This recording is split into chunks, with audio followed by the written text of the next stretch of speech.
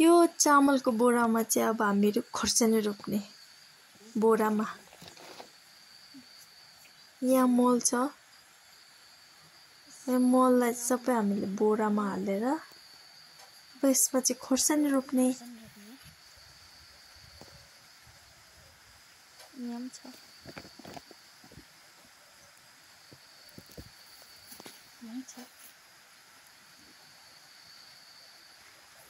आफै खानुको लागि कम्ती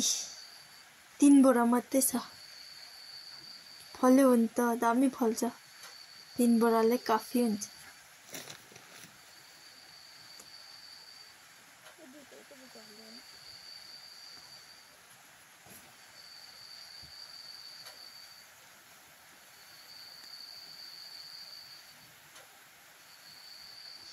यसरी पो फल्छ त